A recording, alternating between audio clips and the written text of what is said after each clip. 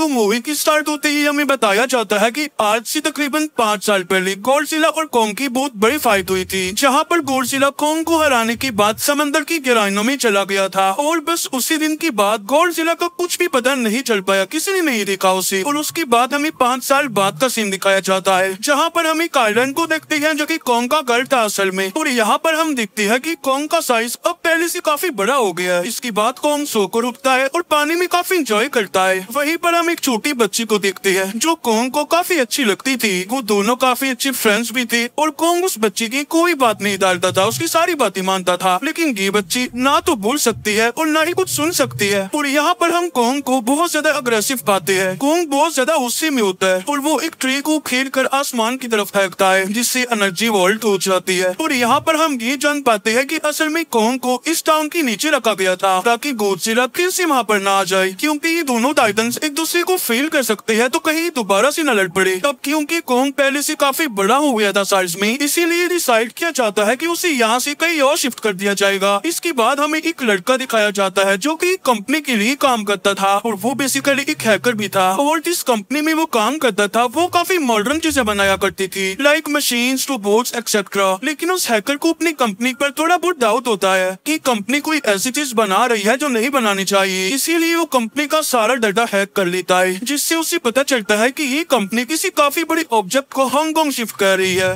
लेकिन तभी वहाँ पर अलार्म बजने लगता है और ये गॉडजिला के आने का अलार्म था। देखते ही देखते गॉडजिला समंदर से बाहर निकल आता है। बाहर आते ही वो सब कुछ डिस्ट्रॉय करने लग जाता है। किसी को भी समझ नहीं आ रहा था कि आखिर गॉडजिला सबको क्यों मारता जा रहा है, क्योंकि वो तो एक ऐसा टाइटन है जो इंसानों को सेव करता है, उनकी जान बचाता है। यहाँ पर हम ये जान पाते हैं कि गॉडजिला के पास एक पावर है और वो पावर न्यूक्लियर पावर है। और गॉडजिला अपने न्यूक्लियर पावर का इस्तेमाल करके पूरी कंपनी को डिस्ट्रॉय कर देता है। इसके बाद ये न्यूज पूरी दुनिया में वायरल हो जाती है कि गॉडजिला आ चुका है। लेकिन इस बार वो चेंज होकर आया है, पहले जैसा नहीं रहा। यानी पहले वो इंसानों को बचाता था, लेकिन अब वो अग्रेसिव है और गुस्से में सबको मारता जा रहा है। कंपनी का ओनर न्यूज में सबको बता रहा होता है कि हमारी कंपनी एक प्रोजेक्ट पर काम कर रही है। वो बहुत जल्द एक ऐसी डिवाइस बनाने में कामयाब हो जाएंगे कि जिससे गॉडजिला का मुकाबला हो सकता है। इस न्यूज को एक लड़की भी देख लेती है, इसका नाम होता है मेडिसन। लेकिन यहाँ पर मेडिसन इस बात पर एग्री नहीं करती कि गॉडजिला गुस्से में आया है, क्योंकि वो गॉडजिला को बहुत अच्छे से जानती थी। इसीलिए वो इस न्यूज को सिर्फ एक बकवास समझती है, क्योंकि उसका मानना था कि गॉडजिला कभी भी किसी को नुकसान नहीं पहुंचा सकता, बल्कि वो इंसानों की हेल्प करता है, उनकी जान बचाता है। मेडिसन अपने फादर के पास जाकर उन्हें समझाने की कोशिश करती है कि गॉडजिला कभी भी ऐसा नहीं कर सकता और उसके साथ जरूर कुछ न कुछ किया गया है। लेकिन मेडिसन के फादर उसे समझाने की कोशिश करते हैं कि देखो बेटा, ये सारे क्रिएचर्स, ये सारे टाइटन्स इंसानों की तरह ही होते हैं, यानी इनका मूड चेंज हो सकता है। अब देखो गॉडजिला भी चेंज हो गया है और वो इंसानों को मारता जा रहा है। इसके बाद मेडिसन वहाँ से चली जाती है और वो उस हैकर की ऑनलाइन ऑडियो सुनती है। वो हैकर असल में गॉडजिला के बारे में एक ऑनलाइन ऑडियो अपलोड करता है। यहाँ पर मेडिसन डिसाइड करती है कि वो जाकर उस हैकर से मिलेगी और जाकर उससे सारी बात पूछेगी कि आखिर ये चक्कर किया है, गॉडजिला अग्रेसिव क्यों हो गया है और उसने उस कंपनी को क्यों डिस्ट्रॉय किया। इसके बाद कंपनी का ओनर एक सीनियर डॉक्टर नेथन से जाकर मिलता है। डॉक्टर नेथन असल में एक साइंटिस्ट भी होते हैं। कंपनी का ओनर डॉक्टर नेथन को बताता है कि आपका जो कॉन्सेप्ट था हॉलो अर्थ वाला, वो बिल्कुल सही था और ये वो जगह थी जहाँ पर टाइटन्स पैदा होते हैं। असल में डॉक्टर नेथन ने एक बुक लिखी थी जिसने उन्होंने लिखा था कि जमीन के अंदर एक और जमीन भी है जिसका नाम हॉलो अर्थ है, कि छुपी हुई है और किसी को नजर नहीं आती और असल में ये अर्थ टाइटन्स की एनर्जी का सोर्स है। वहीं पर कंपनी का ओनर डॉक्टर नेथन को एक और आदमी से भी मिलवाता है। कंपनी का ओनर डॉक्टर नेथन को बताता है कि हमने हॉलो अर्थ के अंदर ही एनर्जी का एक सोर्स ढूंढ लिया है। अब यहाँ पर हम ये बात तो जानते नहीं कि हॉलो अर्थ आखिर एग्जिस्ट कहाँ पर करती है। हॉलो अर्थ असल में हमारी जमीन के नीचे है और जिस तरह हम सूरज से एनर्जी लेते हैं और सेम उसी तरह हॉलो अर्थ में एक एनर्जी सोर्स है जिससे ये सारे टाइटन्स एनर्जी लेते हैं। और अगर ये लोग उस एनर्जी सोर्स को ढूंढने में कामयाब हो गए तो ये गॉडजिला का मुकाबला भी कर पाएंगे।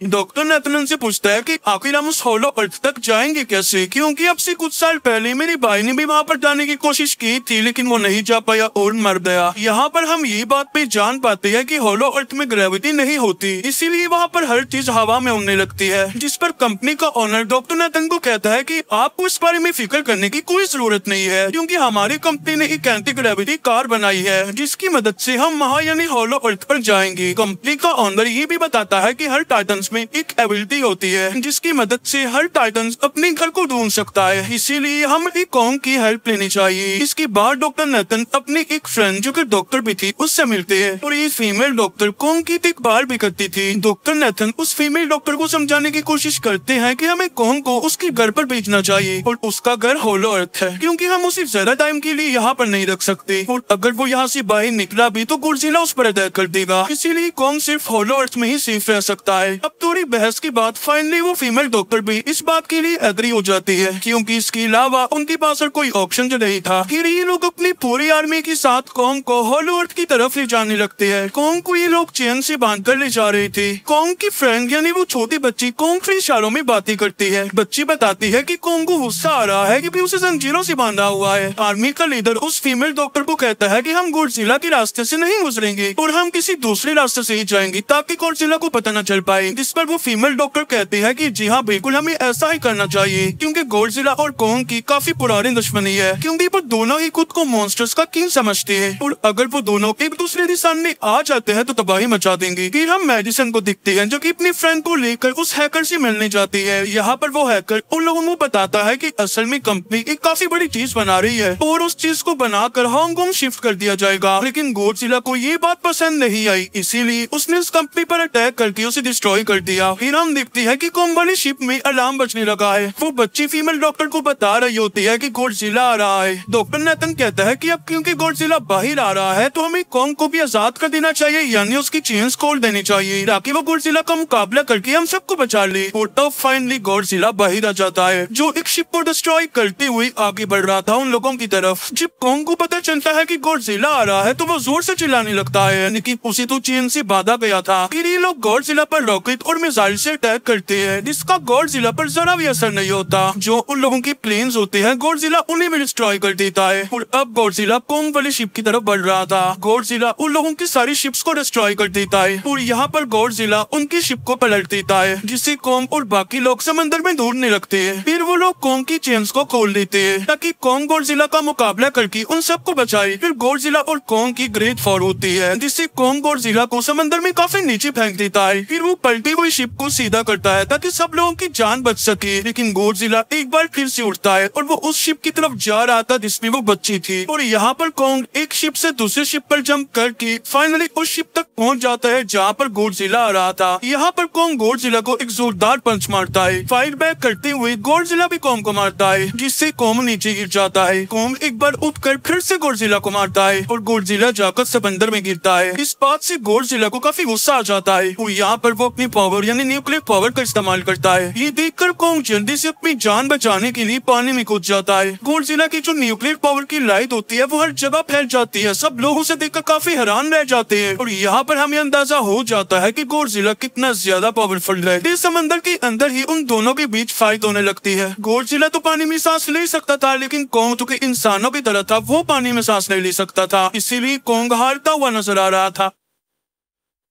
फिर गॉडजिला कॉन्ग को मारने के लिए उसे समंदर की गहराइयों में लेकर जा रहा होता है। वो फीमेल डॉक्टर कहती है कि हमें जल्द से जल्द कॉन्ग की हेल्प करनी चाहिए वरना गॉडजिला उसे मार डालेगा। फिर ये बहुत सारे मिसाइल को समंदर में ब्लास्ट कर देते हैं जिससे होता ये है कि कॉन्ग अपनी जान बचाने के लिए बाहर आ जाता है। फिर डॉक्टर नेथन ऑर्डर देते हैं कि सब कुछ ऑफ कर दो, सारे इंजन सारी मशीन को शट डाउन कर दो ताकि गॉडजिला ये समझे कि हम लोग हार चुके हैं और मर चुके हैं। और तब ये लोग सारी चीजों को शट डाउन कर देते हैं। तब गॉडजिला कॉन्ग को गुस्से में दिखता है और फिर वहाँ से चला जाता है। फीमेल डॉक्टर कहती है कि अगर हम आगे बढ़े तो गॉडजिला हमें पेशी फील करके हम लोगों पर अटैक कर देगा, तो अब हम कैसे आगे बढ़े और हम कॉन्ग को कैसे ले जाएंगे। जिस पर डॉक्टर नेथन कहती है कि हम कॉन्ग को उड़ा कर लेकर जाएंगे। दूसरी तरफ हम देखते हैं कि मेडिसन अपने फ्रेंड्स के साथ उस कंपनी में घुस गई है ये चेक करने के लिए कि आखिर कंपनी कौन सी चीज बना रही है। जिस पर गॉडजिला को गुस्सा आया और उसने अटैक कर दिया। वहाँ पर उन लोगों को एक काफी बड़े एनिमल के अंडे भी मिलते हैं और फिर जैसे ही उन लोगों को अंडे मिलते हैं उनका डोर लॉक हो जाता है। असल में जहाँ ये लॉक हो जाते हैं वो एक मशीन होती है जो इन लोगों को अंडों समेत काफी तेजी से हांगकांग लेकर जा रही थी। फिर हम देखते हैं कि हेलीकॉप्टर्स के जरिए पूरी आर्मी कॉन्ग को होलो अर्थ के पास पहुंचाने में कामयाब हो जाती है। वो लोग कॉन्ग को कहते हैं कि वो होलो अर्थ वाली केव में चला जाए, लेकिन कॉन्ग वहाँ पर जाने के लिए इनकार कर देता है। कि ये लोग डिसाइड करते हैं कि वो उस बच्ची के थ्रू कॉन्ग को कहेंगे कि वो वहाँ पर चला जाए, क्योंकि कॉन्ग उस बच्ची की कोई बात नहीं टालता था। साथ में कॉन्ग को ये भी कहा जाएगा कि आपकी फैमिली भी वहाँ पर है, आप जैसे और भी क्रीचर्स है वहाँ पर। और यहाँ पर कॉन्ग उस केव में जाने के लिए एग्री हो जाता है और यहाँ पर कॉन्ग उस हॉलो अर्थ वाली केव में चला जाता है और ये लोग भी अपनी एंटी ग्रेविटी कार की मदद से कॉन्ग के पीछे पीछे जाते हैं। हॉलो अर्थ एक अलग तरह की दुनिया थी।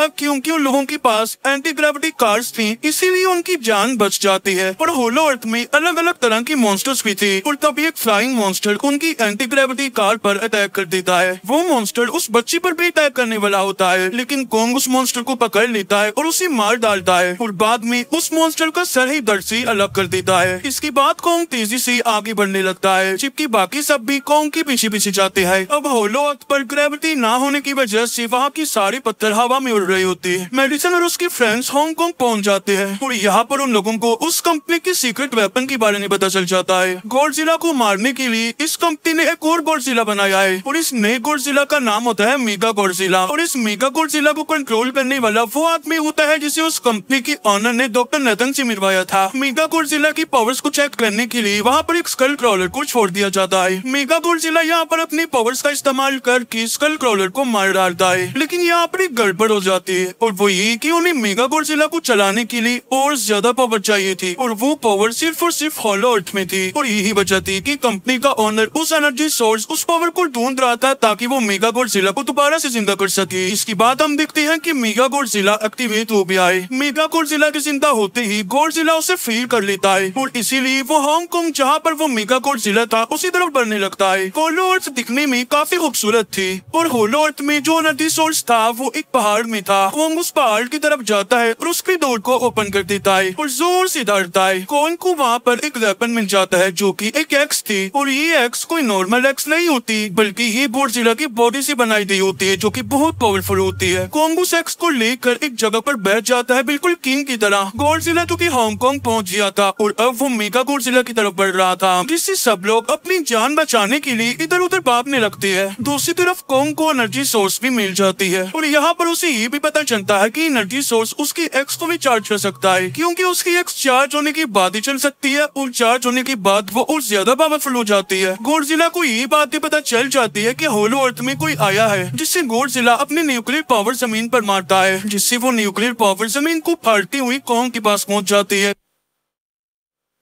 कंपनी की एक फीमेल ऑनर उन लोगों के साथ ट्रीट करती है। वो इस एनर्जी का थोड़ा सा सैंपल अपनी कंपनी के पास भेज देती है ताकि वो लोग मेगा गॉडजिला को एक्टिवेट कर दे। हालांकि फीमेल डॉक्टर उसे ऐसा करने से मना करती है लेकिन वो उसकी नहीं सुनती और जब उस लड़की को रियलाइज होता है कि यहाँ पर गॉडजिला भी आने वाला है तो वो वहाँ से भागने लगती है लेकिन तभी कॉन्ग उसकी कार को पकड़कर उसे डिस्ट्रॉय कर देता है। कॉन्ग अपना एक्स लेकर गॉडजिला से लड़ने के लिए तैयार हो जाता है क्योंकि इस न्यूक्लियर पावर के जरिए गॉडजिला ने कॉन्ग को लड़ने का इशारा दिया था। फिर कॉन्ग वहाँ से भागते हुए हांगकांग हो जाता है। कॉन्ग गॉडजिला पर अटैक करता है लेकिन बाय मिस्टेक उसकी वो एक्स एक बिल्डिंग में बस जाती है और मौके का फायदा उठाकर गॉडजिला कॉन्ग को नीचे गिरा देता है और यहाँ पर इन दोनों के बीच जबरदस्त फाइट होती है। गॉडजिला कई बार अपनी न्यूक्लियर पावर का इस्तेमाल करके कॉन्ग को मारने की कोशिश करता है लेकिन कॉन्ग बहादुरी से मुकाबला करते हुए हर बार बच जाता है। फिर कॉन्ग अपनी एक्स से गॉडजिला पर अटैक करके उसे इंजर्ड कर देता है जिससे गॉडजिला को गुस्सा आ जाता है और वो अपनी न्यूक्लियर पावर का इस्तेमाल करके कॉन्ग को दूर फेंकता है लेकिन कॉन्ग अपनी एक्स की मदद से उस पावर को अपनी तरफ आने से रोक देता है। इन दोनों के बीच काफी देर तक फाइट चलती रहती है। अब क्योंकि गॉडजिला काफी ज्यादा पावरफुल था इसीलिए कॉन्ग हारता हुआ नजर आ रहा था। गॉडजिला कॉन्ग को इंजर्ड करके वहीं पर फेंक देता है और उसकी चेस्ट पर पैर रख के जोर से दौड़ने लगता है। उसे देखकर कॉन्ग भी जोर से दौड़ने लगता है और तभी गॉडजिला कॉन्ग को छोड़कर वहाँ से जाने लगता है। हम देखते हैं कि कंपनी के ओनर को वो एनर्जी सोर्स मिल चुका था जिसके जरिए वो मेगा गॉडजिला को जगा दे। यहाँ पर हमें पता चलता है कि मेगा गॉडजिला से काफी पावरफुल है और उसकी साइज में काफी बड़ा भी है लेकिन यहाँ पर मेगा गॉडजिला सब कुछ अपने कंट्रोल में कर लेता है। इसीलिए मेगा गॉडजिला सबसे पहले कंपनी की ओनर को मारता है और बाद में उसके असिस्टेंट को भी मार डालता है। फिर मेगा गॉडजिला दीवार को फाड़ते हुए बाहर आ जाता है। गॉडजिला जब मेगा गॉडजिला को देखता है तो वो उससे लड़ने के लिए आगे बढ़ता है और उन दोनों के बीच काफी फाइट होती है। अब क्योंकि मेगा गॉडजिला काफी पावरफुल था इसीलिए गॉडजिला हारता हुआ नजर आ रहा था। Mega Godzilla